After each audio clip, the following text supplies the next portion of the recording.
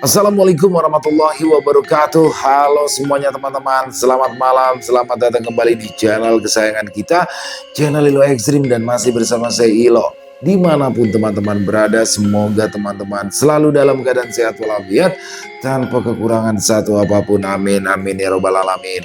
Dan pada kesempatan yang baik ini, saya akan membawakan satu kisah favorit kita semua, warung kopi Bang Doni. Wow, kisah dari Mas Dani SBR. Bagaimana pada kisah sebelumnya Bang Doni yang terkena santet ya. Jadi begini teman-teman, santet itu adalah santet mematikan sebenarnya. Tapi karena keburu ditangani oleh kebul, alhamdulillah Bang Doni bisa selamat. Walaupun sempat nggak pakai celana atau datang ke kafe ya kan. Dan pada episode kali ini, apakah yang akan dialami oleh si pengirim santet untuk Bang Doni? Waduh, santet yang dikirimkan oleh dukun dari Jawa Timur atas perintah dari Jeffrey. Apa akan terjadi terhadap mereka berdua? Oke, sebelum kita masuk ke dalam kisahnya, buat teman-teman yang mungkin belum subscribe channel Ilo Ekstrim, yuk bisa diklik dulu tombol subscribe-nya, jangan lupa lonceng notifikasinya juga dinyalakan agar teman-teman selalu mendapatkan notifikasi dari konten-konten yang akan kami upload selanjutnya. Dan untuk channel Ilo Ekstrim kami upload setiap hari teman-teman, setiap malam jam 7 malam waktu Indonesia bagian Barat. Oke, nggak pakai berlama-lama lagi, pasti udah nggak sabaran kan untuk masuk ke dalam kisahnya. Kita langsung saja masuk ke dalam kisahnya. Bude horor. Dendam dukun dari Jawa Timur, warung kopi Bang Doni. Sore itu, di sisi sebuah danau yang asri di Bekasi, terlihat Doni dan kekasihnya Nani sedang menikmati kelapa muda yang dingin dan segar. Mereka duduk di atas balai milik penjual kelapa yang terasa sejuk karena terdapat pepohonan yang rindang. Hembusan angin sepoi-sepoi seakan melengkapi kenikmatan air kelapa muda yang sedang mereka minum. Emangnya abang udah enakan badannya? Udah ngajak Nani keluar begini? Tanya Nani. Udah Princes, lagian di rumah seharian kagak enak, mendingan keluar. Nah, kebetulan abang keingatan nih aman di tempat, jawab Doni sambil tersenyum. Asik juga ya bang, sore-sore minum kelapa di sini. Nani baru tahu loh, di sini ada yang jual kelapa muda di samping danau, ujar Nani. Ya Princes, ini udah lama. Dulu pas abang masih kerja di pabrik, abang suka kemari, tempatnya enak, saut Doni. Oh gitu, abang kesininya sama siapa emangnya? Ya sama teman-teman abang lah. Pasti cewek ya? Ya ada cewek, ada cowok, Princes, bareng-bareng. Tenang aja, abang mah dulu kagak pernah pacaran, soalnya sibuk kerja, nyari duit, ungkap Doni sungguh-sungguh. Mendengar itu Nani tertawa kecil. Iya bang, Nani percaya kok. Kemudian Doni nampak menatap Nani dalam-dalam.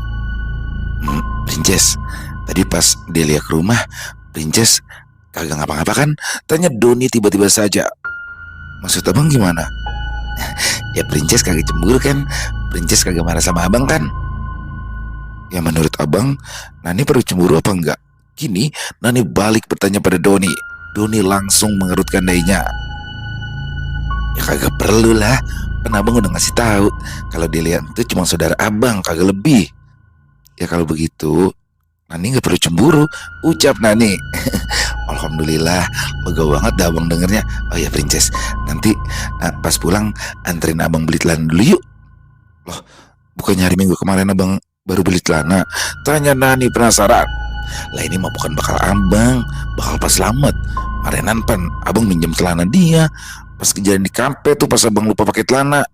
Abang mau beli yang baru, soalnya celana dia pada robek pas bagian betis sama selangkangannya Princes, ungkap Doni.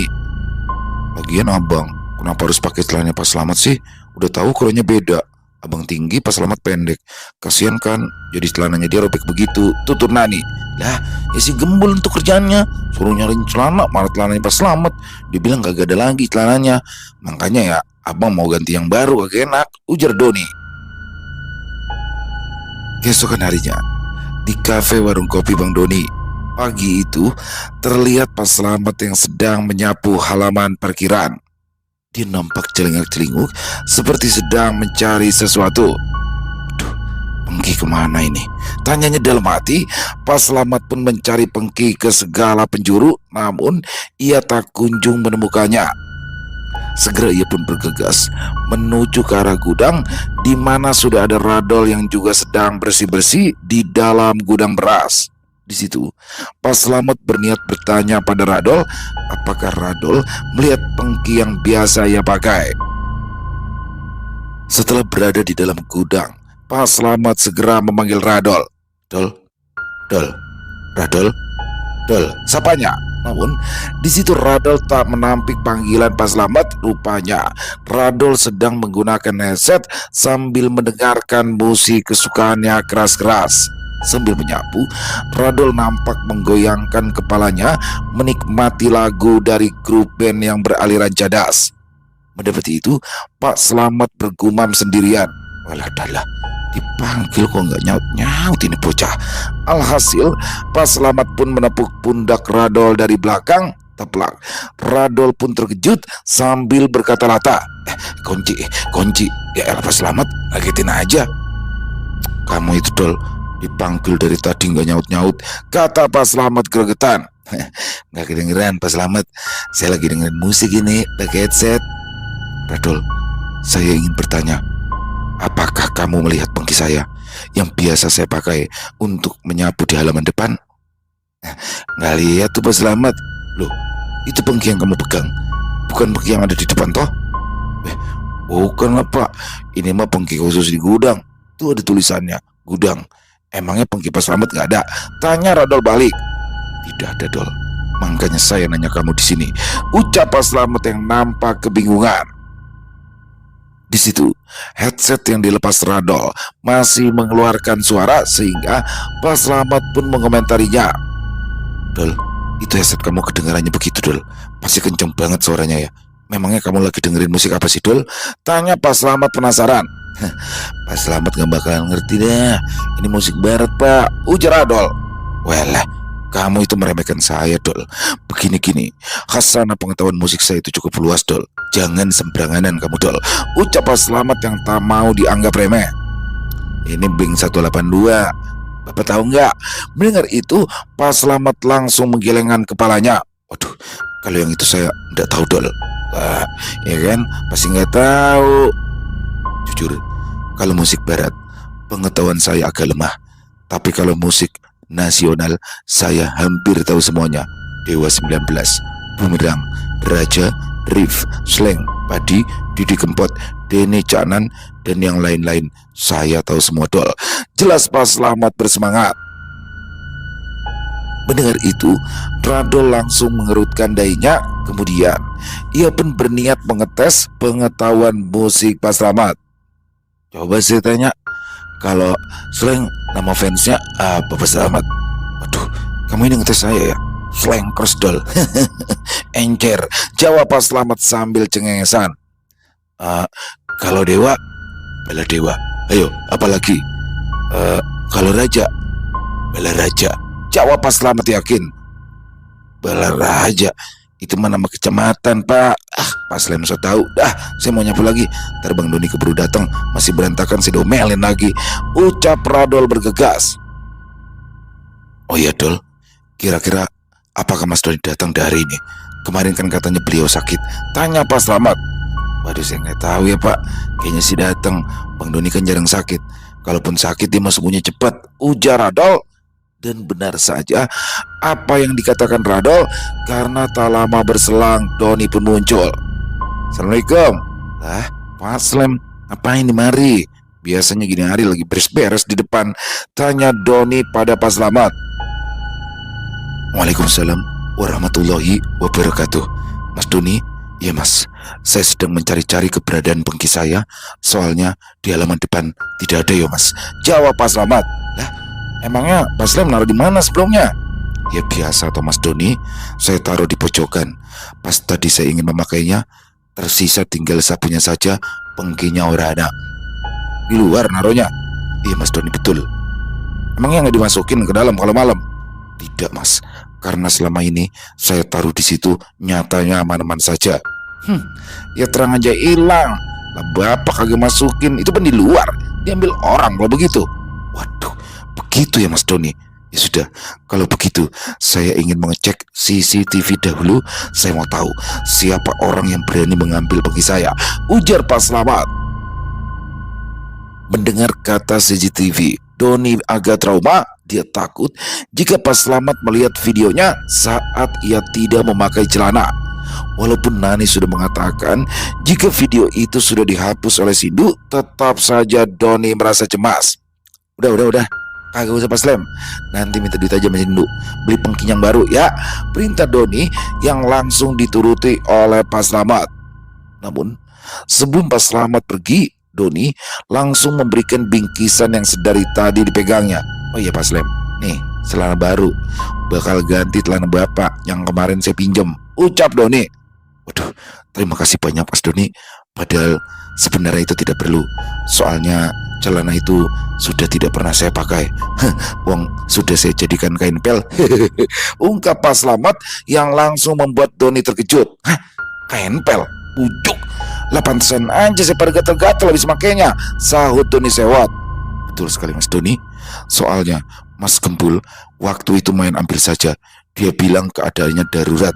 Saya mau beritahukan dia, tapi dia sudah keburu lari. Tahu-taunya dipakai sama Mas Doni. Saya mau memberikan tahu Mas Doni, tapi Mas Doni kala itu juga sudah buru-buru pergi. Maafkan ya Mas Doni, ujar Pak Slamet. Suek masih Gembul, lah celana bekas kain pel dikasih sama gua, sambar ledek, ujar Doni sewot. Beberapa hari kemudian, di tempat yang berbeda, rupanya Jeffrey sedang marah besar. Bagaimana tidak, ia mendapat laporan dari Ronald asistennya jika kondisi Doni masih baik-baik saja.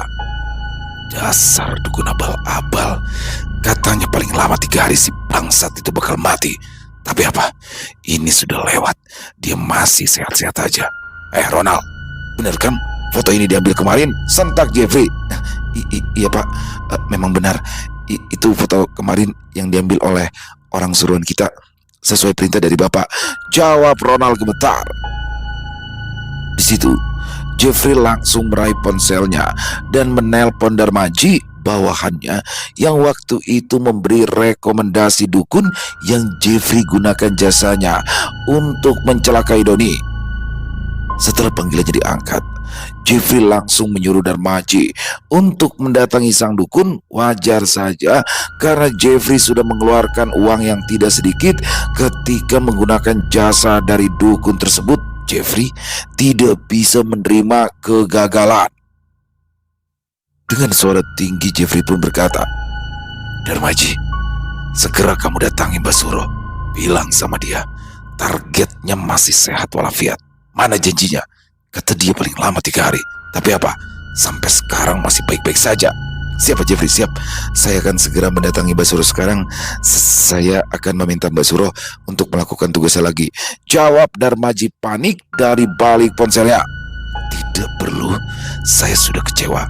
Bilang sama dia, jangan main-main sama Jeffrey. Saya sudah kasih dia duit tidak sedikit. Jangan coba-coba menipu saya. Lagian kamu juga Ji, kasih rekomendasi dukun abal-abal. Sekarang juga kamu datangi Mbak Suro dan minta uang saya kembali. Kalau kamu tidak berhasil, saya akan suruh orang lain. Dan kamu tahu apa artinya itu, ancam Jeffrey pada Darmaji. Mendengar itu, wajah Darmaji pun langsung pucat dibuatnya. Bagaimana tidak, saat ini ia menghadapi resiko akan kehilangan pekerjaannya.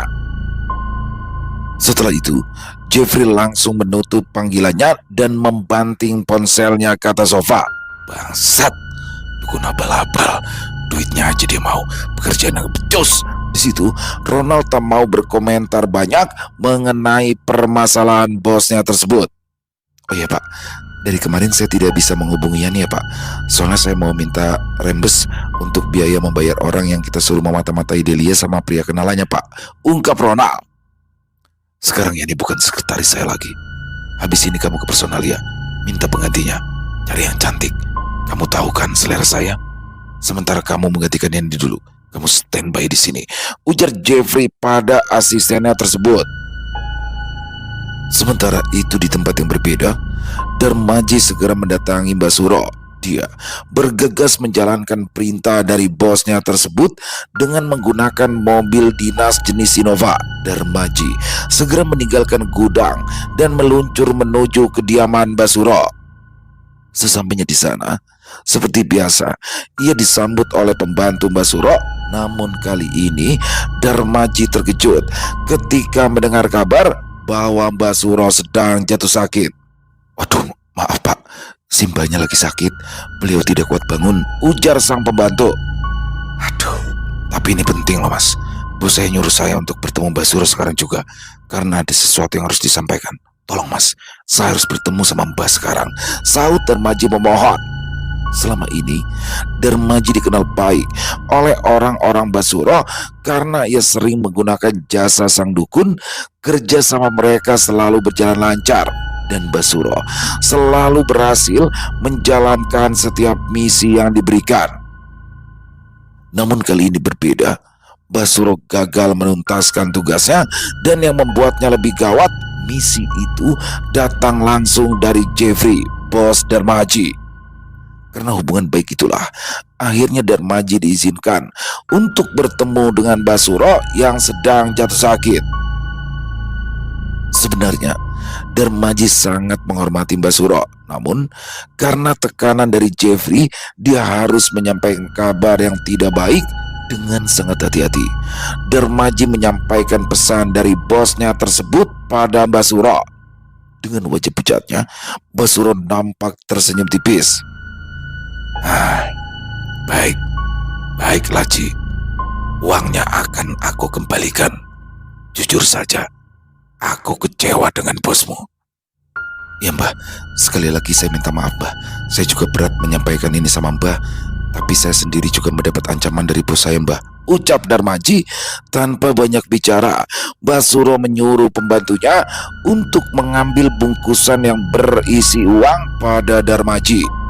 Setelah memberikan bungkusan itu, Basuro berkata, "Saran aku, kamu segera mencari bos yang baru Ji, karena tidak lama lagi hal buruk akan menimpa dia."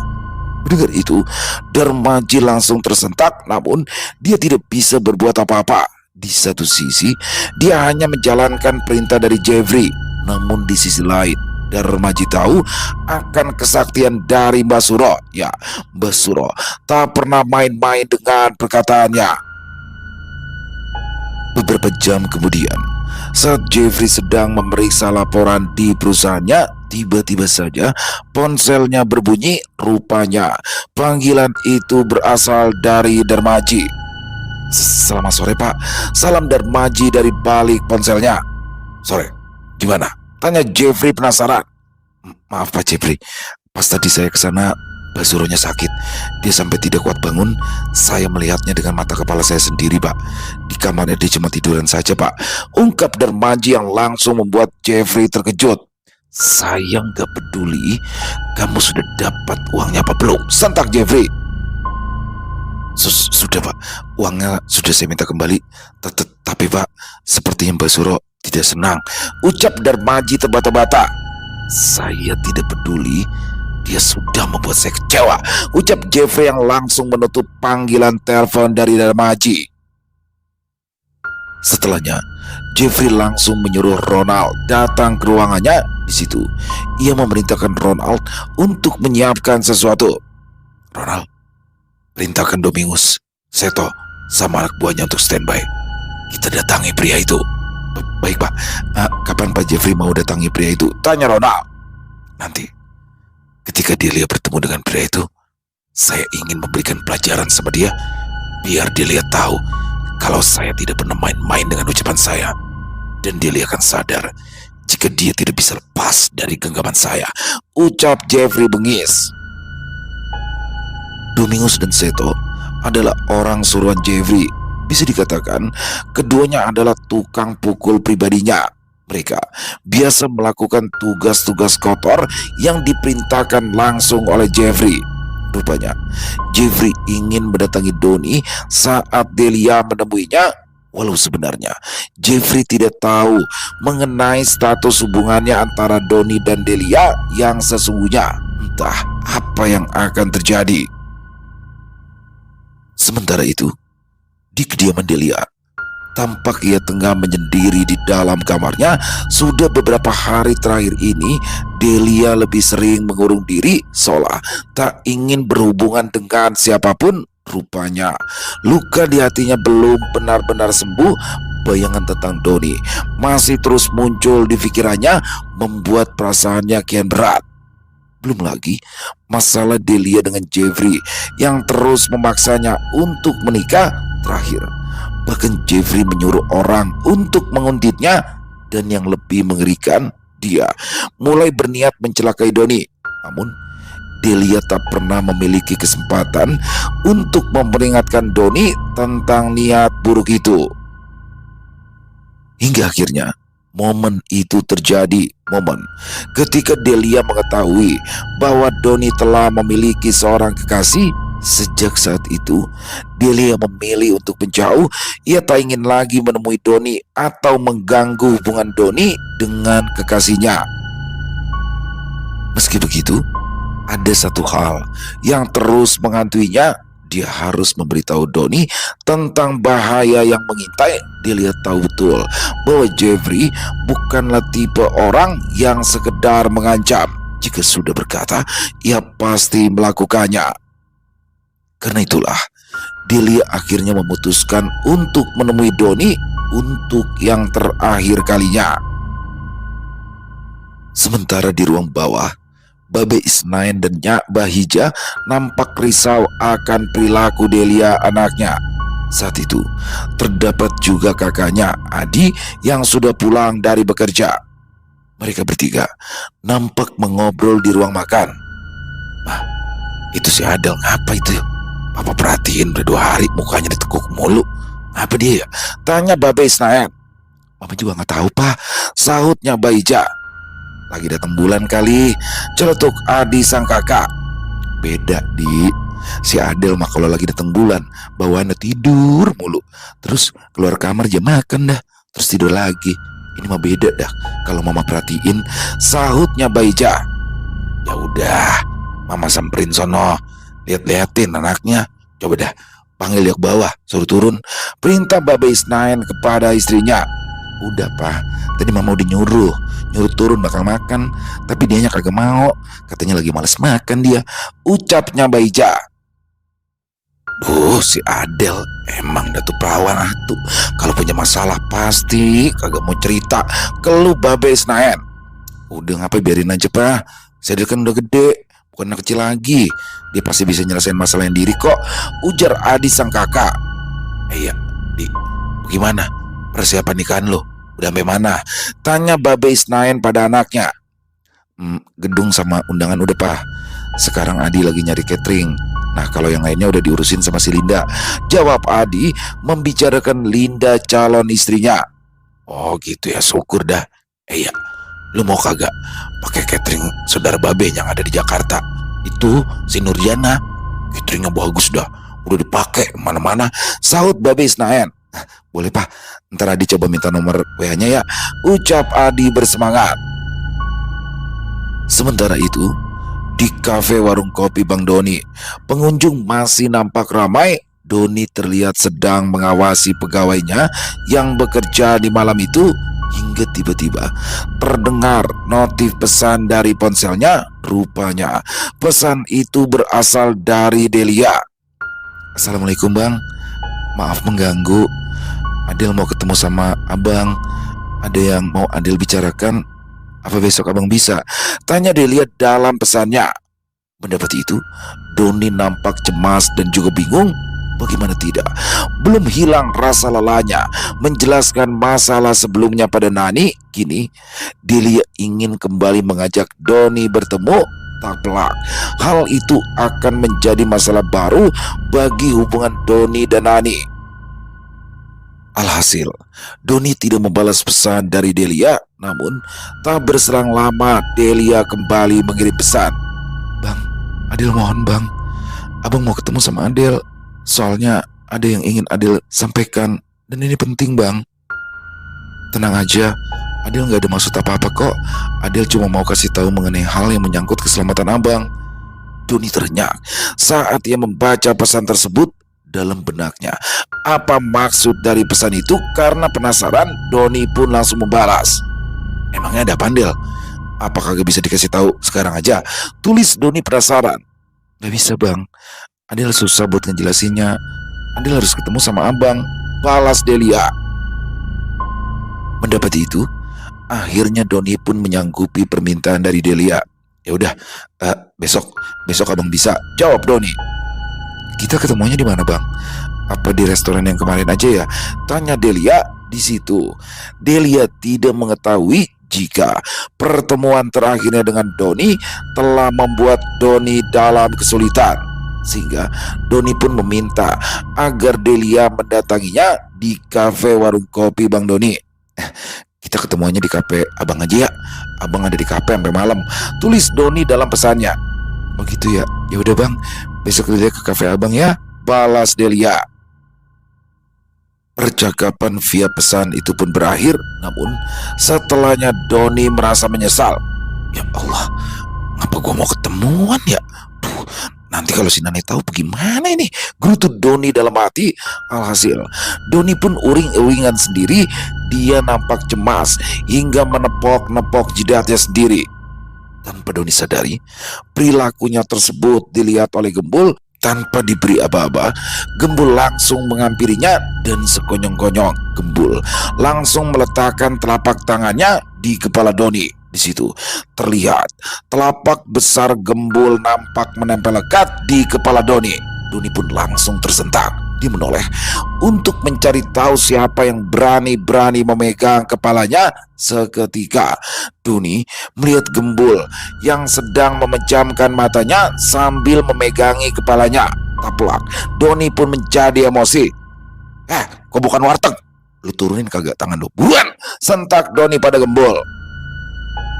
Mendengar itu, kini gantian Gembul yang terkejut. Rupanya Gembul menyangka jika Doni mendapat serangan gaib lagi, sehingga membuat Gembul ingin menerawang Doni. Astagfirullah, maaf Bang, maaf, ucap Gembul buru-buru melepaskan genggamannya dari kepala Doni. Semut bako, maksud lu apa? Kepala gue main lu cengkram baik. Lu kata kepala gue tempayan, bisa seenak-enak aja lu genggam. Waduh, maaf Bang, saya kira Abang kesambet lagi. Soalnya tadi saya lihat Abang nepok-nepok jidat Abang sendiri, ungkap Gembul panik. Suwe banget sih lu, lain kali kalau megang kepala gua ngomong dulu. Emangnya lu kata kepala gua lahan kosong main serobot aja? Ya Bang, maaf Bang, saya kan gak tahu Bang. Saya takut Abang kesurupan lagi. Saya takut Abang ngamuk, makanya saya langsung terawang. Ungkap Gembul cengesan. Hahaha, lu nyengir aja lu kayak kuda. Lu kagak tahu apa? Gua lagi rungsing ini. Emangnya ada apa sih Bang? Sampai Abang nepok-nepokin jidat sendiri? Tanya Gembul penasaran. Lu tau kagak Bul? Besok si Andel mau ketemu sama gua. Lah terus gua yain dah. Udah-udahnya gue nyesel. Lantar kalau Nani tahu berabe gua, ujar Doni. Abang cari penyakit aja. Baru aja selesai masalah bioskop udah bikin masalah baru. Masalahnya si Adel katanya ada yang penting. Terus dia kudu ketemu sama gua. Ya gue bingung nolaknya. Coba aja lu pikir gimana coba nolaknya, Ya bilang aja Abang gak bisa ketemu, Abang lagi bisulan gitu. Bujuk, bisulan. Ngapa kagak sekalian aja gue borokan gitu? Suwe banget lu Bul. Emang gue sering main di got apa?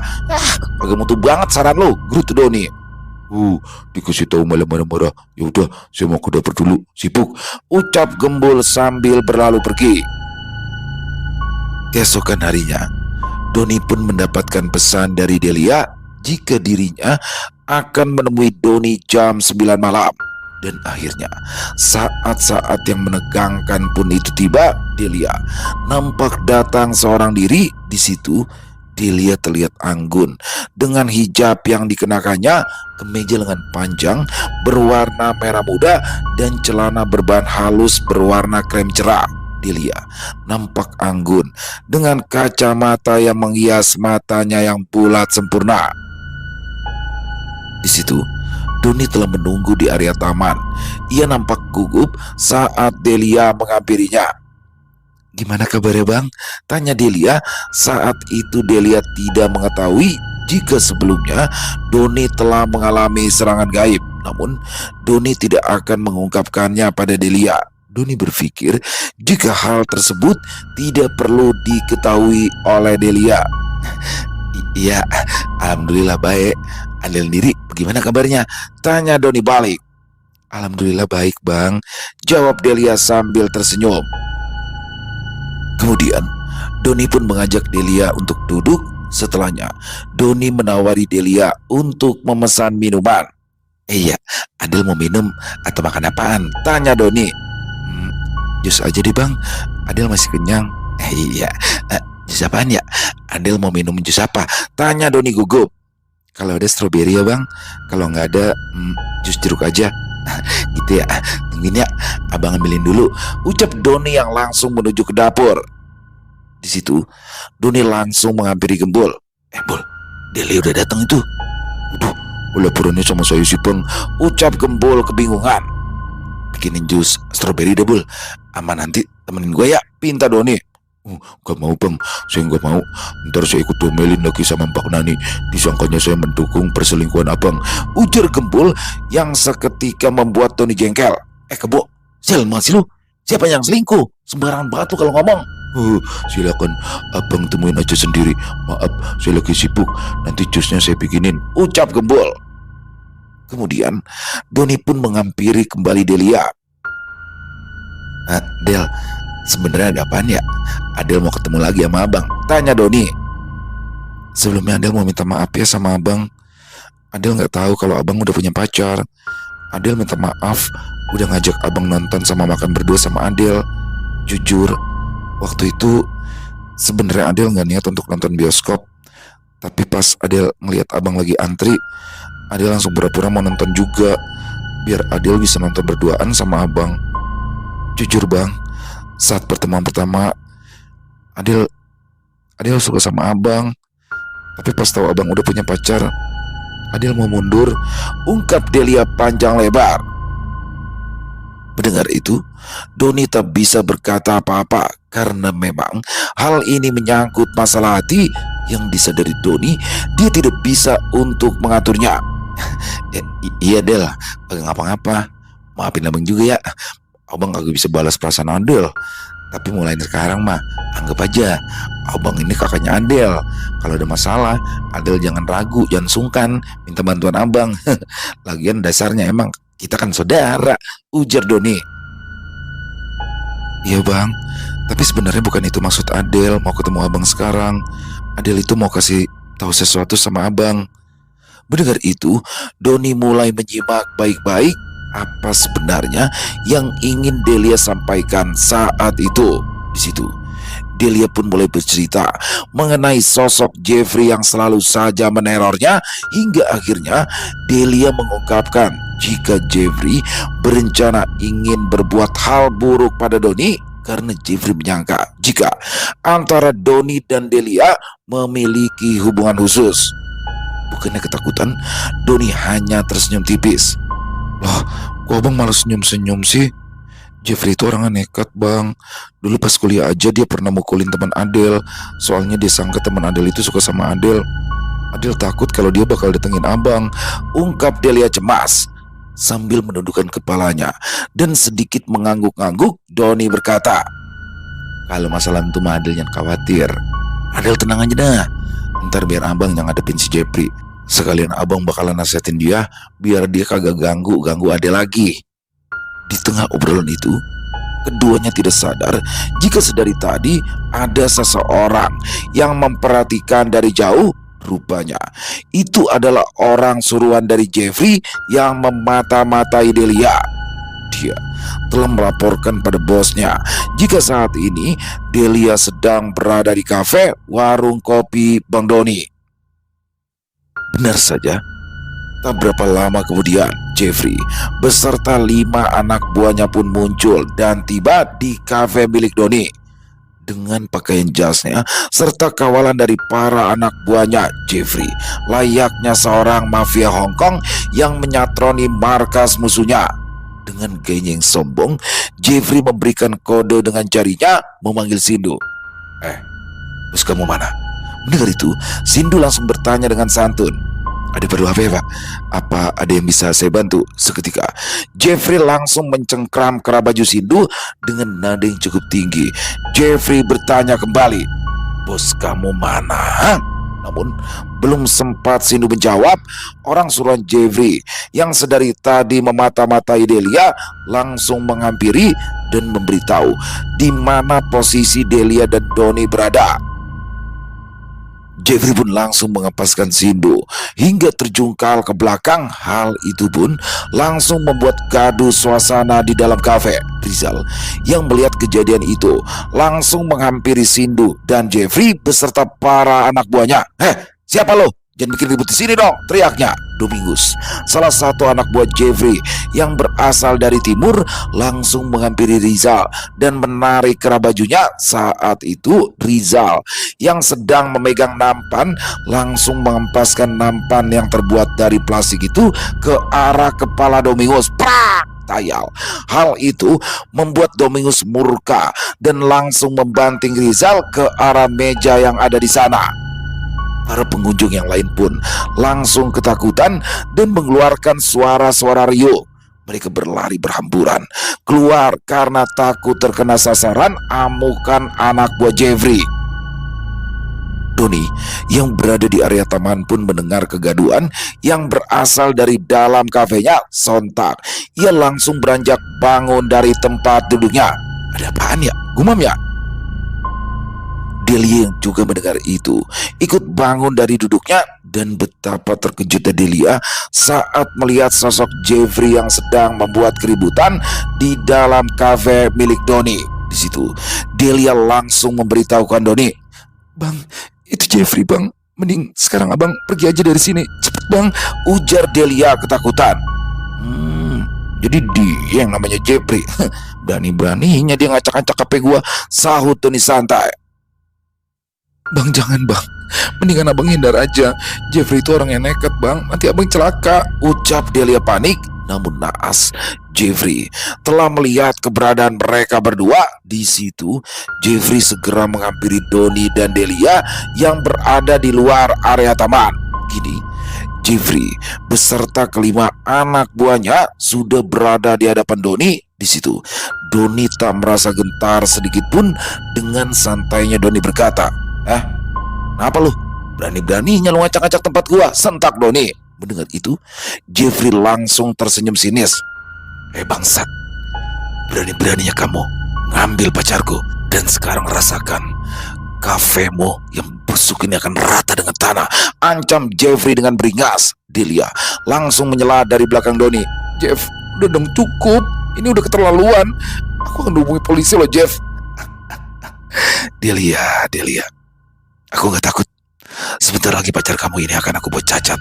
Biar kamu tahu, jangan pernah berani-berani bermain di belakang Jeffrey, ancam Jeffrey.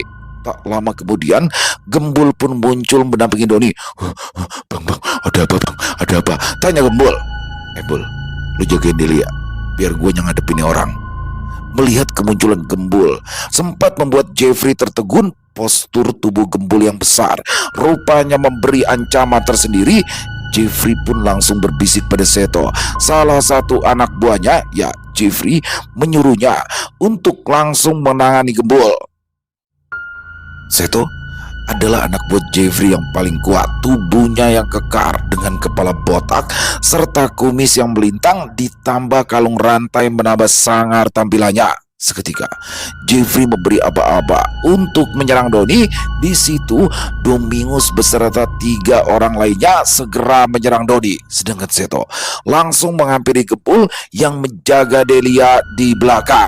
Doni langsung menggiring lawan-lawannya itu ke area yang lebih luas. Untungnya di area taman itu ada area yang lapang. Di situ Doni nampak dikelilingi oleh Domingus dan anak buahnya. Seketika salah satu anak buah Domingus langsung menyerang Doni dari belakang dengan cara memukul. Namun Doni bisa menghindar secepat kilat.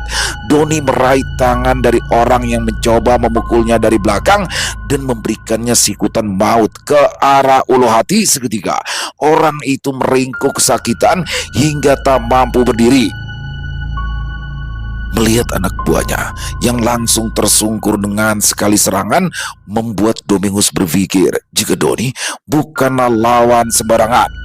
Dia pun memberikan instruksi untuk menyerang Doni secara bersama-sama. Alhasil, beberapa pukulan serta tendangan melayang ke arah Doni. Di situ, dengan santai, Doni menghindar dan menangkis serangan-serangan tersebut. Hingga di satu momen, Doni bisa melumpuhkan dua orang anak buah Domingus sekaligus.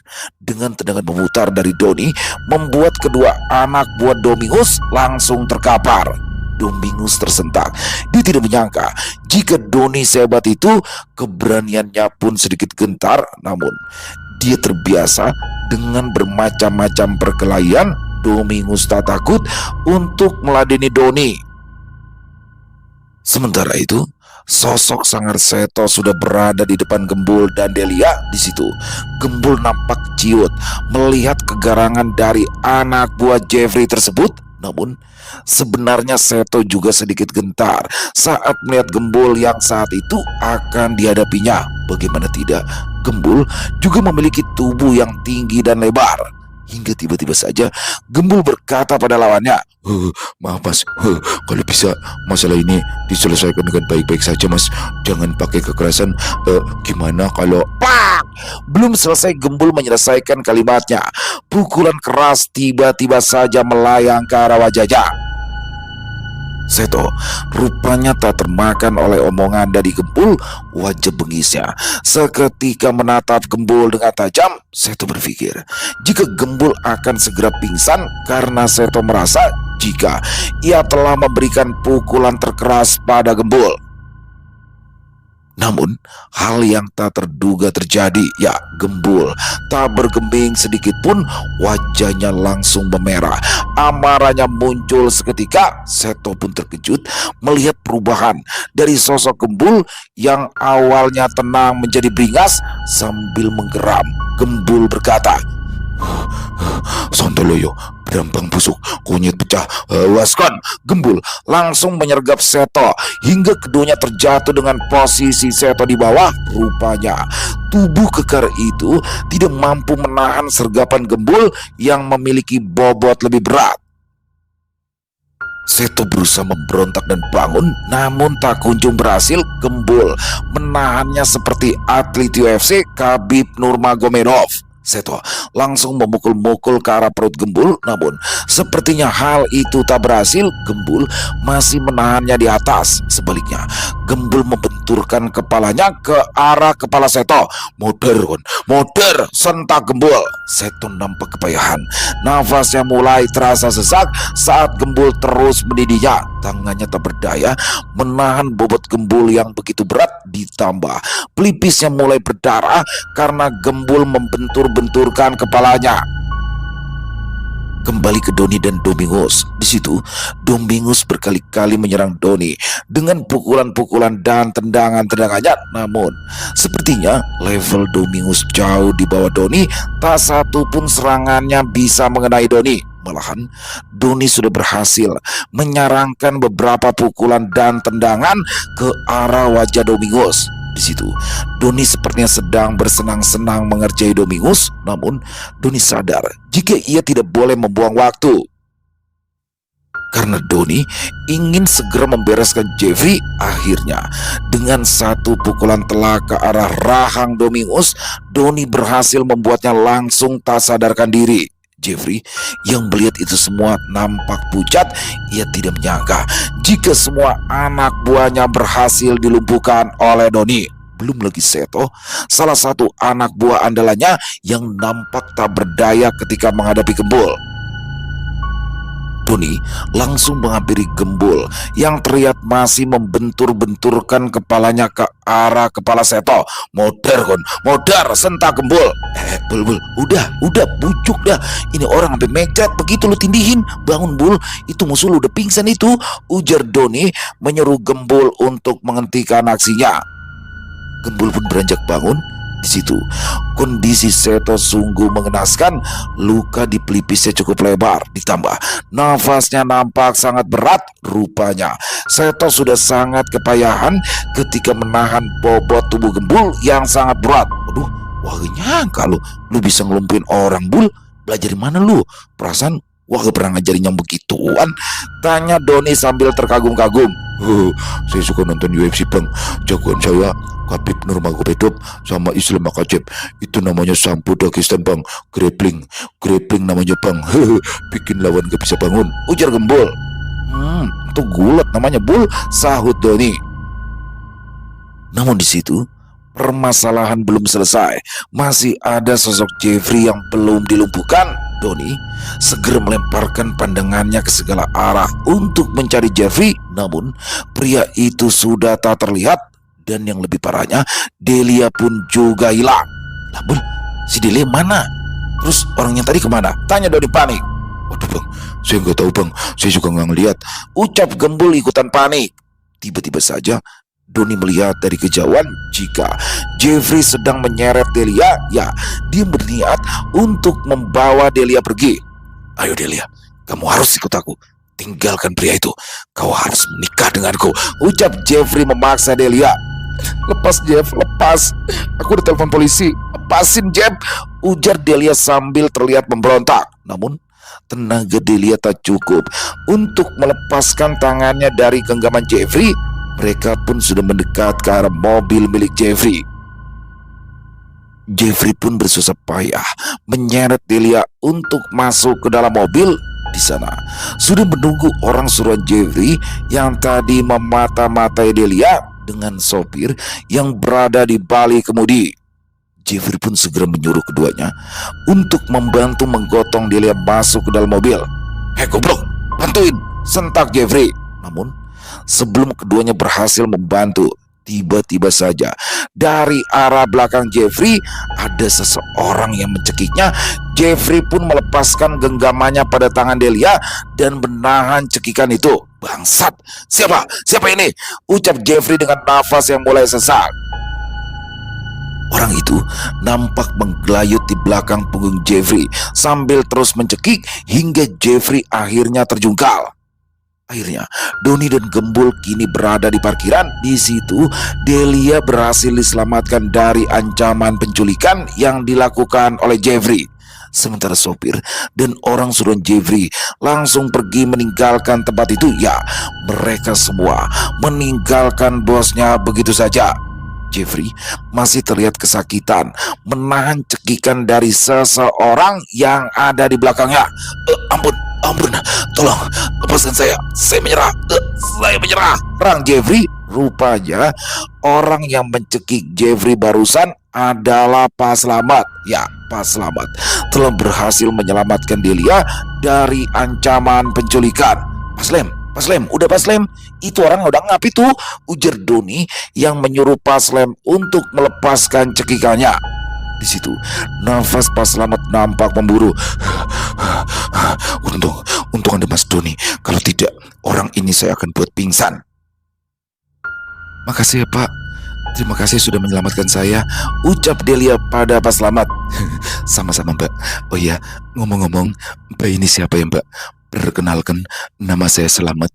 Saya adalah orang yang bertugas untuk menjaga keamanan dan ketertiban di wilayah sini, ujar Pak Slamet yang mencoba berkenalan dengan Delia. Melihat itu, Doni dan Gembul saling lirik melihat kelakuan Pak Slamet. Di situ Pak Slamet langsung menyodorkan tangannya, namun tiba-tiba saja ditepis oleh Doni. Udah Pak Slem, ini saudara saya, namanya Delia. Ya udah, sekarang bantuin saya nih boni orang taman. Kita kudu telepon polisi, tegas Doni. Ini saudaranya Mas Doni toh. Maaf, saya tidak tahu. Saya pikir siapa, ucap Pak Slamet sambil cengengesan. Gembul pun langsung berbisik-bisik pada Doni. Pak Slamet lagi genting-genting begini masih aja modus ya Bang. Udah biarin aja ngapa Bul, namanya juga duda, udah lapuk, saud Doni. Akhirnya Jeffrey dan anak buahnya bisa dilumpuhkan. Mereka semua dikumpulkan di area taman kafe dengan tangan yang terikat. Tak lama kemudian pihak berwajib pun tiba dan langsung menggiring Jeffrey untuk dibawa ke kantor polisi. Keesokan harinya Jeffrey didatangi oleh sang ayah yang bernama Pak Sugondo. Melihat sang ayah datang, Jeffrey merasa lega karena dia berpikir jika ayahnya akan menyelesaikan semua permasalahannya. Namun kenyataannya berbeda. Pak Sugondo langsung menampar muka Jeffrey dan memakinya. Plak! Kurang ajar kamu. Anak tidak tahu diuntung. Kamu sudah keterlaluan, Jeffrey. Di situ, Jeffrey nampak terkejut. Sifat ayahnya sungguh berbeda. Ya, dulu Pak Sugondo selalu membela anaknya saat terjerat masalah. Namun kini sikapnya berubah. Rupanya, Pak Sugondo telah mendapat beberapa rekaman video yang berisi adegan Jeffrey yang sedang melakukan hubungan terlarang dengan Yani hingga perbuatan kasar Jeffrey pada wanita itu. Di situ, Pak Sugondo langsung menarik keras Jeffrey dan menatapnya dari dekat. Kamu tahu, kalau sampai video ini tersebar, citra perusahaan kita bakal hancur. Mulai saat ini, kamu tidak boleh berada di perusahaan papa manapun. Santak Pak Sugondo pada anaknya itu.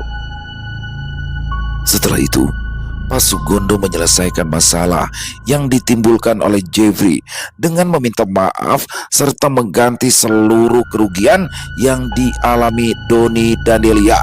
Di depan mereka, Pak Sugondo berjanji bahwa Jeffrey tidak akan pernah mengganggu Delia lagi sebab ia berencana akan mengasingkan putranya itu ke sebuah tempat terpencil.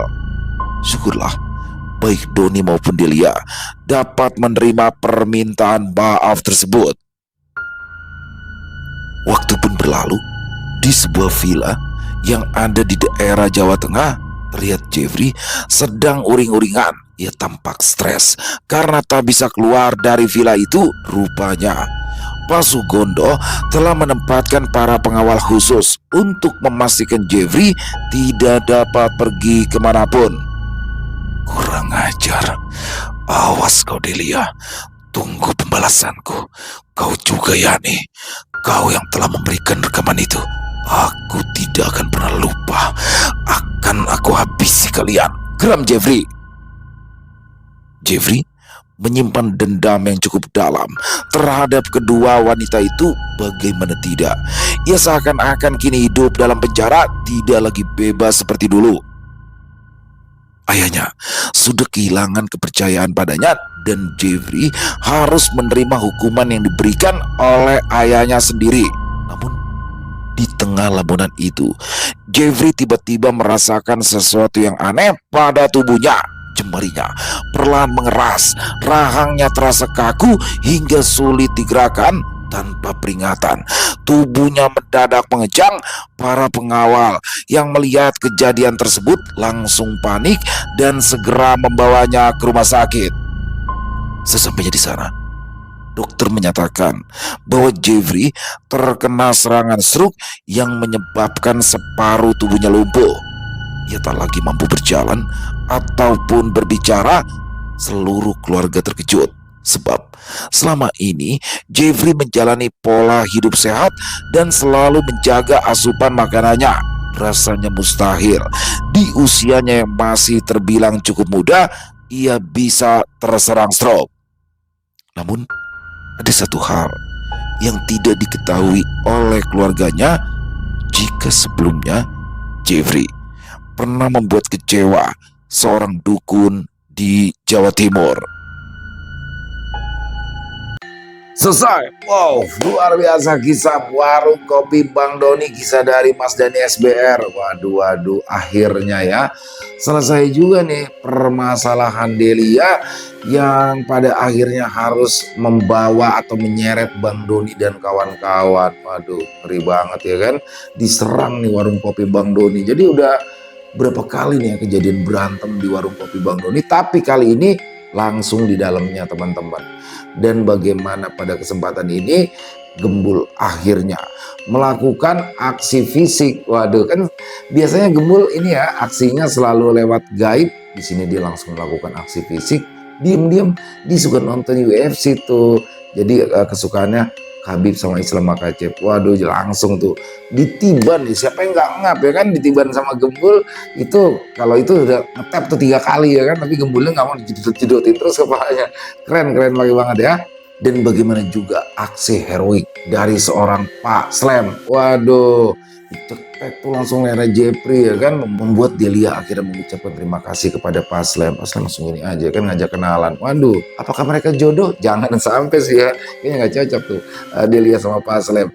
Dan di sini akhirnya permasalahan semua selesai dan Jeffrey pada akhirnya dia memang dikeluarin ya dari penjara, bukan dikeluarkan. Jadi ini gini teman-teman ya, ini kan laporan ya, dilaporkan oleh pihaknya Bang Doni. Nah, ketika orang tuanya sudah menyelesaikan masalahnya dengan Bang Doni, berarti laporannya bisa dicabut sehingga Jeffrey bisa dikeluarkan dari kantor polisi. Memang itu dasarnya laporan, bukan temuan. Jadinya di sini Jeffrey bisa dibebaskan. Tapi di sini Jeffrey akhirnya diasingkan oleh ayahnya ke sebuah villa karena ayahnya udah kesel nih. Waduh, ini anak udah bandel nih, nggak ketulungan. Udah datang merusak tempat orang, ngeroyokin, terus juga ada video dari Yani mantan sekretarisnya yang memperlihatkan seluruh perbuatan bejat dari si Jeffrey. Dan di dalam villa itu akhirnya Jeffrey mengalami stroke. Tapi dokter bingung ya, semua juga bingung. Jeffrey ini orang yang orang yang sehat ya, pola hidupnya sehat segala macam, tapi mereka semua nggak ada yang tahu kalau Jeffrey sudah membuat sakit hati dukun yang ada di Jawa Timur. Waduh, Mbah Suro. Dan ternyata Mbah Suro diam-diam mengirimkan santet kepada Jeffrey hingga membuat Jeffrey langsung mati sebelah. Keren, pakai banget, komplit udah ya. Dan di sini Delia juga sudah menyadari bahwa dia juga udah ini ya, secara nggak langsung udah nembak Bang Doni ya. Dia nembak Bang Doni tapi juga nggak mau ganggu hubungan Bang Doni sama Nani. Intinya masalahnya udah clear teman-teman. Doni dan Nani bisa hidup bahagia dan langgeng tanpa adanya gangguan lagi. Terima kasih Mas Dani SBR atas kisahnya yang luar biasa. Ditunggu lagi kisah-kisah Warkop Bang Doni selanjutnya. Dan semoga kisah barusan bisa menghibur teman-teman semua ya. Buat yang punya komentar lain silakan bisa menuliskan di dalam kolom komentar. Buat yang suka dengan videonya bisa diklik tombol like-nya, tombol hype-nya juga jangan lupa ya. Dan silakan buat teman-teman bisa di-share ya link videonya ini ke teman-temannya yang lain agar juga ikut merasa terhibur. Di akhir kata, saya Ilo mengucapkan permohonan maaf apabila mungkin dalam pembawaan kisahnya barusan ada kata-kata saya yang salah ataupun ada kata-kata saya mungkin yang kurang berkenan. Saya mohon dibukakan pintu maaf yang seluas-luasnya. Sampai berjumpa lagi di konten-konten kami selanjutnya yang pasti tidak kalah serunya, pasti tidak kalah horornya. Masih bersama saya Ilo di channel Ilo Extreme. Salam sehat sukses selalu untuk kita semua. Wassalamualaikum warahmatullahi wabarakatuh.